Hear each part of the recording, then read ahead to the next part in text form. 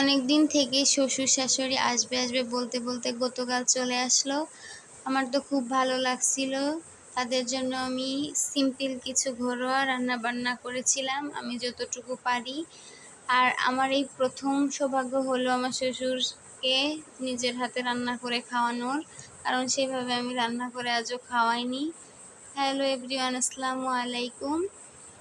সকাল ৯টায় এক্সাম ছিল, এক্সাম দিয়ে এসে তারপরে শ্বশুর শাশুড়ি আসবে বলে ঘর বাড়ি যে গোছগাছ করে নিলাম। আর আমি এক্সাম দিতে গিয়েছিলাম বলে আমার ঘর বাড়ি গোছগাছ করে নিই। আমি এমনিতেই গোছগাছ করে রাখি সব সময়।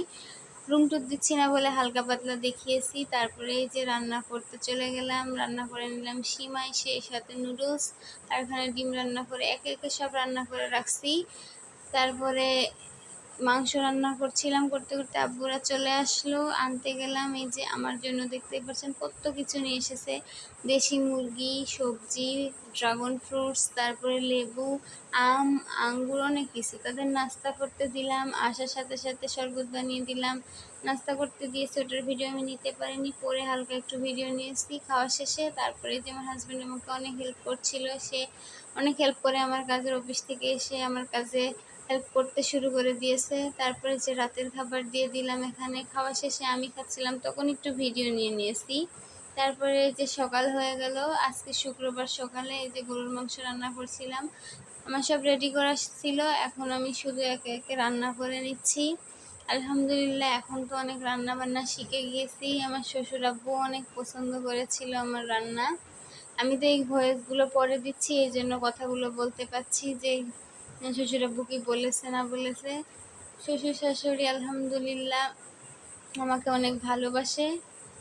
এই যে তারপরে তাদের জন্য আমি রান্না করছি গরুর মাংস, আর আমি নিজের হাতে শ্বশুরকে যে খাওয়াবো, আমার তো খুব ভালো লাগছে নিজের হাতে রান্না করে খাওয়াবো। আম্মু আমাকে হেল্প করতে চেয়েছিল কিন্তু আমি করতে দিইনি, কারণ হচ্ছে সে তো হেল্প করেই, আমি চেয়েছি নিজের হাতে সব কিছু করে তাদেরকে খাওয়াতে যতটুকু পারি।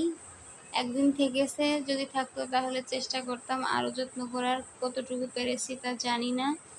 তারপরে এই যে আমি রান্না বান্না করে নিচ্ছি আর আপনাদের সাথে শেয়ার করার জন্য ভিডিও করে নিচ্ছিলাম। অভ্যাসের মতো হয়ে গেছে আপনাদের সাথে শেয়ার করি, এই জন্য এখন ভাল লাগে না ভিডিও না করলে। সেই সাথে আমি রান্না করে নিয়েছিলাম খিচুড়ি। পোলাও করতে চেয়েছিলাম কিন্তু আম্মু বলল খিচুড়ি করতে। এই যে সব কিছু এখানে একে একে রেডি করে নিয়েছিলাম, দই, খিচুড়ি, ডিম, গরুর মাংস, মুরগির মাংস, সালাদ, কোক, সব কিছু। তারপরে এখানে দিয়ে দিব, আমি নিজের হাতে বেড়ে খাইয়েছি, এই জন্য খুব ভালো লাগছিল।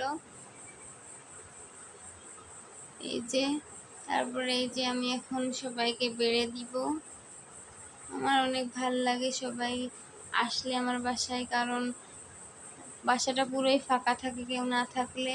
চলে গিয়েছে, এখন পুরোই ফাঁকা হয়ে গিয়েছে, আর মানুষজন থাকলে একটু হই হই মতো লাগে, খুব ভাল লাগে। আমার কথাটা কেমন লাগছে জানি না, আমার অনেক ভাল লাগে মানুষ থাকলে, কারণ সারাদিন তো একাই থাকি, এখন তো পুরোই নিরিবিলি হয়ে গিয়েছি। আমার আম্মু আব্বুই আসুক, শ্বশুর শাশুড়ি আসুক, যে আসুক কেন আমার অনেক ভালো লাগে। তারপরে এই যে এখন আমরা ঘুরতে চলে যাচ্ছি, কারণ শ্বশুর শাশুড়ি এসেছে, একটু ঘুরতে না গেলে তো হয় না। আরও ছুটির দিন ছিল আজকে, এই জন্য পথেই দেখতে পেলাম হাতি। তারপরে এই যে আমরা লালন শাহ মাজারে চলে এসেছি, এখন আমরা ঢুকে পড়েছি লালন শাহ মাজারে।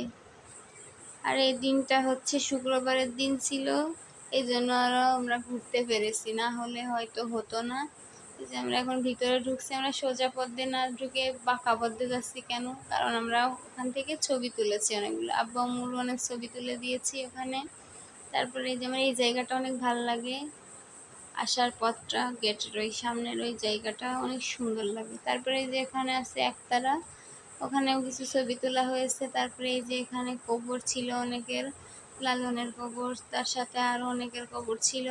সেই সাথে এই যে এখন আমার পিচ্চি দেবরটা কুলফি খাবে, এই জন্য তার জন্য একটা কুলফি নিয়ে নিলাম।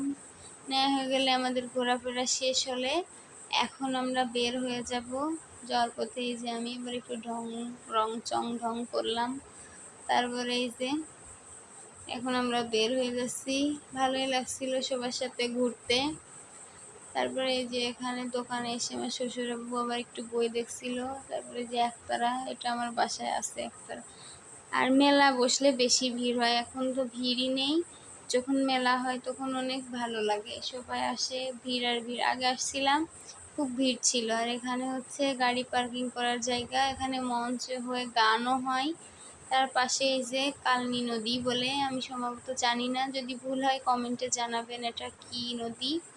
আমি জানি তো কালনী নদী। তারপরে এই যে ঘোরাফেরা হয়ে গিয়েছে, এখন আমরা বাসায় চলে যাব। যাওয়ার পথে যাব, আমাকে ড্রিঙ্কও কিনে দিল, আমার পছন্দ ড্রিঙ্কও, সেই সাথে যে যা খাই তাদের সেইটা কিনে দিল। ওই পিচ্চি দেবরটা দিচ্ছিল। এই যে আমার অনেক ভালো লাগে ড্রিঙ্কটা, আমি অন্য কিছু খাই না। তারপরে এই যে এখন আমরা বাসায় চলে যাচ্ছি। যাওয়ার পথে হচ্ছিল অনেক বৃষ্টি, বৃষ্টি করে যাব, বৃষ্টির জন্য যেতে পারিনি। সবাই ভালো থাকবেন, সুস্থ থাকবেন, আল্লাহ হাফেজ।